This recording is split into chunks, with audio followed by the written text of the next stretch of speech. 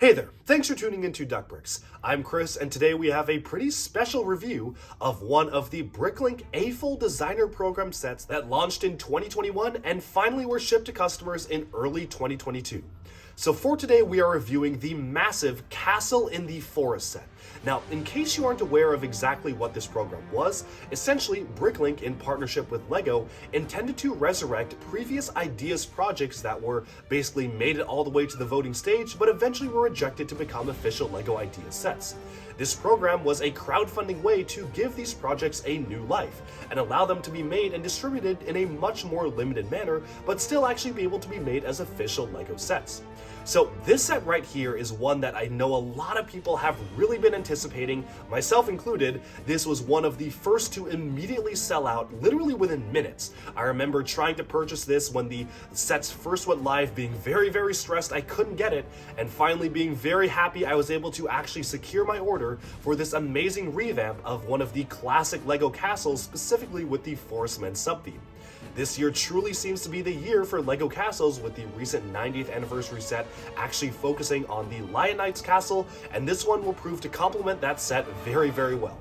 So I can't wait to get right into the review. Let's just jump right in and get started. Alright, so here we have the Castle in the Forest. When it was released for pre-order for the few minutes that it was live on Bricklink, it retailed for $180 US. Nowadays though, if you want to pick up a new copy, be prepared to spend almost $500, which means that this set has absolutely skyrocketed in value, which is absolutely insane. It does kind of make sense given how limited the run is and how popular Castle is, but this is a massive increase compared to what it was before. So the set also includes a ton of different minifigures. Specifically, a lot of them are just reuses from what was currently available via LEGO's parts catalog, specifically because this was a Bricklink A-Full Designer Program set, which meant that while they could have new stickers, such as these stickers on these shields and detailing there, they could not introduce any new prints for minifigures. As such, the only knights that are included are the Black Falcon Knights, who apparently are just visiting the Forestmen castle here, as well as just some other standard civilian figures, which they include 4 of, which I guess are supposed to represent friends of the Forestmen or Forestmen themselves. Just nothing like the original ones who all wore the same uniforms, because again, LEGO didn't have the pieces available. Otherwise, this is a fully furnished castle, and it actually does close up 100%, so let's kind of get this raft out of the way to take a look at it here. What's really cool is that as you bring it forwards, each of the sides opens up to reveal the interior, and if I turn it around the back side, the wall in the back, which is fully enclosing the entire castle, does actually flip open to reveal the inside as well. So I kind of want to start off this review by just looking at how this model looks on the exterior, not really going too in-depth into the inside of the castle yet, which we'll be getting to very shortly. First of all, I'm just a big fan of the way they actually laid out the design here. You can see that it somewhat resembles the original Forestmen's Dark Forest Fortress, which featured some of the hidden rocks concealing an entrance to the castle, as well as a large tree on the side and kind of a bridge over the river. In fact, this honestly combines some of the best parts of pretty much every single LEGO Forestmen set out there, which I think is a really cool thing for it to do. Of course, as we rotate it all around, there's a lot of little secret hidden entryways. You can actually move aside the leaf here to enter a secret passageway through the tree trunk. So that's really cool to see there. And of course, there's a lot of great detail for the exterior as well. One thing that I really like that absolutely stood out to me is the way that the roof was designed as the shingles on the side of the roof here. I really appreciate how detailed this is. It kind of shows the worn down, almost inside the forest look. And additionally, if you look at the top tower here, these small slanted windows are actually made by very realistically using different layers of the 2x1 slope pieces. Moving this outwards, you'll notice that from the inside view, it has kind of a sloped inwards type of window, which is absolutely very realistic for a real castle. In fact, many of the castles I was able to visit over the past year in Portugal and Europe and beyond do feature this exact architecture. So that is really cool to see. Moving onwards though, let's kind of get the horse and the extra pieces for the horse out of the way. Always nice that they include this. You'll notice that the rock piece here can actually be opened up to reveal some hidden details inside, which again, we'll take a look at in a second. And again, rotating it all around, I think the back is probably the weakest part of the model. It's just kind of plain overall, but I absolutely understand because this model was not made to be shown from the back. And again, you can fully open this up to check out the interior, so the back really wasn't even needed. Speaking of the interior, I think it's time we open this up and take a look. So let's actually start off from the front here, just to give the whole proper journey of a minifigure venturing into the castle. So presuming that this is all fully closed up, first of all, you have the front gate here, which can be raised by turning the crank up at the top. Simply twist the crank here, and you can raise the gate, and it does stick a little bit. As you can see, it's kind of sticking somewhat, so you do really have to be careful about the orientation in which you spin it here, but once we kind of get this, I think it's caught on something over the hoop here, then you can actually fully raise it up. I think it's actually caught on something raising up here, so there we go. Okay. So we're good to go. The gate is fully raised up. That is a bit of a con, how easily it is to actually have it catch on something here, but overall, it's a really cool function to have the gate open. Now, that is the main entrance to enter the castle. However, there are a few other ways that minifigures can enter. If you're a forest man, maybe you know that the secret code to open the door here is, so you can walk inside here. You'll notice that there is a little bit of a shelter and lodging in this particular area. I think it's cool that they actually included a bit of interior here, which you can see right there, featuring a bed, a cup, and a bottle as well, plus a torch on the wall and even a small cooking area.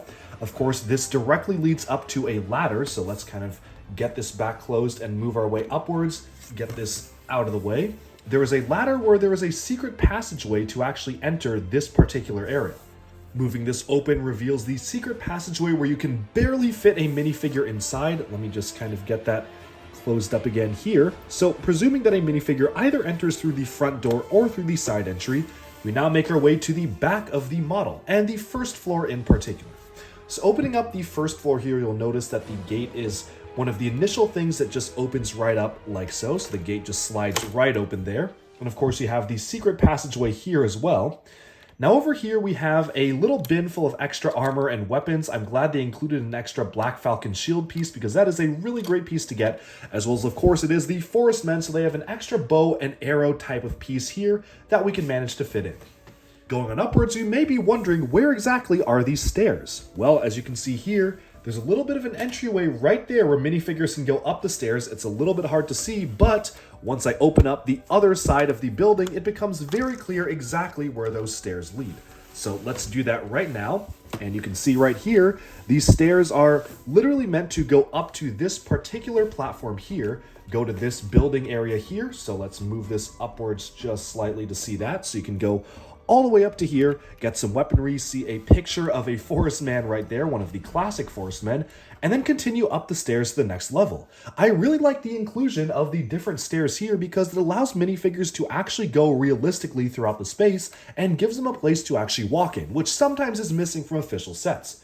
Before we move on from the bottom platform though, you'll notice that there is some hidden treasure right on the underground area. Pretty much anything on this lowest level is just in the water. Again, let's just rotate this around so you can see the underside, but you can see that there's water all around right here. And if you want, you can release some enemies into the pit by pulling this lever, and a trapdoor will release them into the pit below. So that's always a fun, pretty classic feature right there. Now, of course, moving upwards, we have made our way to the top floor. So top floor here, you'll notice that there is just a simple table with candles. There's a ladder where you can actually go upwards to the top ceiling area. And this ladder actually does continue all the way downwards as well. But alternatively, you can simply open the door here, and you can actually have a bit of an area for minifigures to stand on the outside of the castle, which is also a nice touch.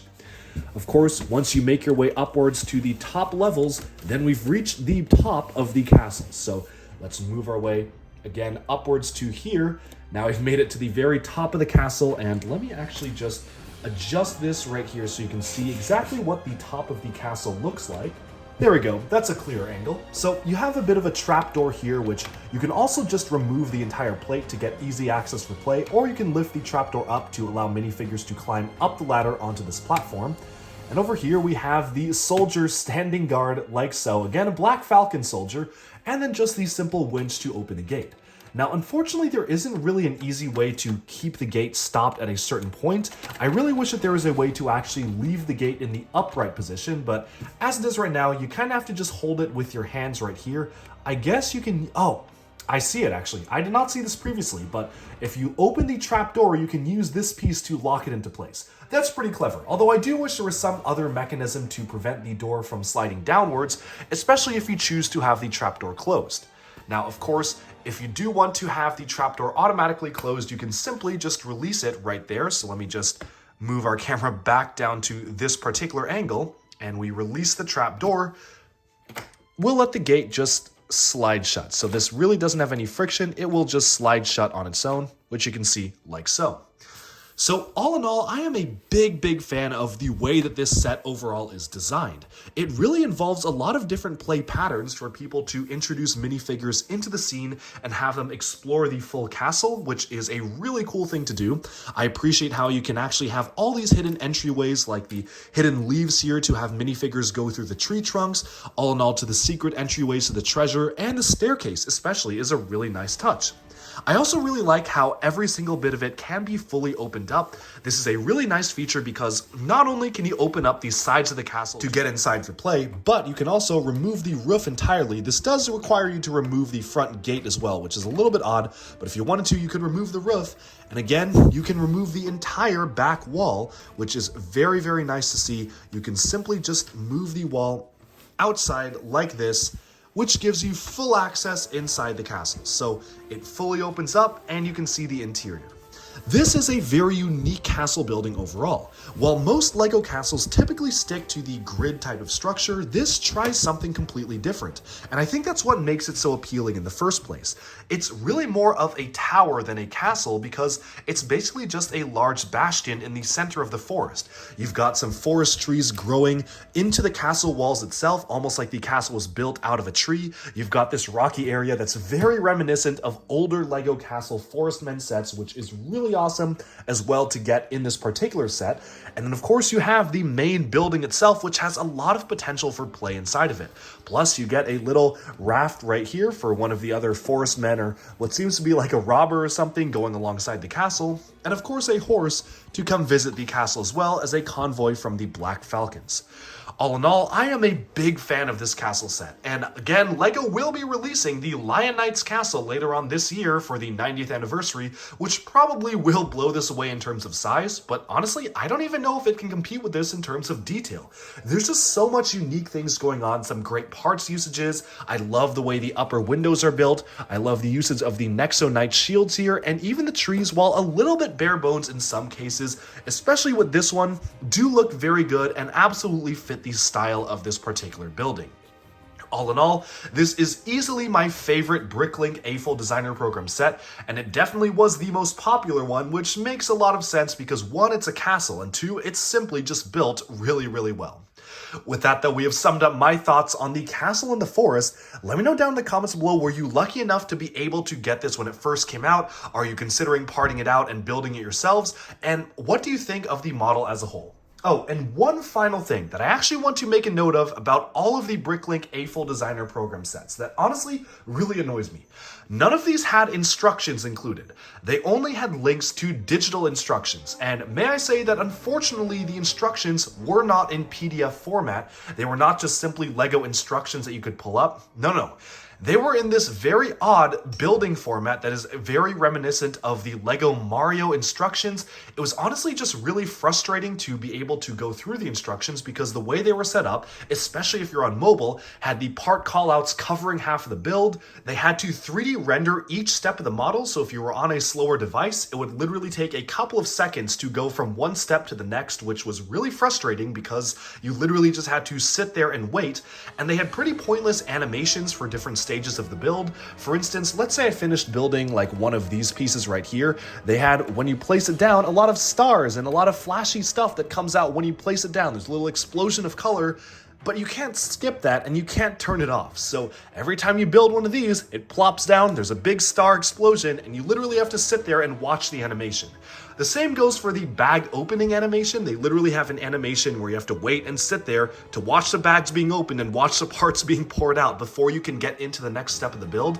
And honestly, I feel like it literally took me twice as long to build this than it would to build a standard Lego set, because it did not have standard instructions. Instead, it had only the app instructions. And that's the case for every single one of these builds. For a smaller set, or even something like a Lego Mario where the app is required to play with it, that I can kind of understand. But for this, come on Lego, just make instructions for it, please. That's all I have to say though. Let's now move on to the conclusion. Alright, and with that, we have summed up this review of the massive and really intricately detailed Lego Castle in the Forest. This is an amazing program that I really do hope Bricklink will continue to allow these rejected idea sets to become, well, actual Lego sets, be it via a limited crowdfunding platform or not. This was one of my favorite Lego Castle sets they've ever done. I can't wait to get more Lego Castles in the future, but let me know down in the comments below, what do you think of this model? Do you like it? Do you dislike it? And do any of you actually own this model yourselves? And if so, what has been your experience with it? I hope you enjoyed this review, and definitely stay tuned because I will be reviewing a lot more of these Bricklink A-Fold Designer Program sets. There's a lot of really great stuff to see here, so I can't wait to get them all. Thanks so much for tuning into Duckbricks, and subscribe for even more Lego news, reviews, discussion, and analyses coming your way very soon. Thanks so much, and bye-bye for now.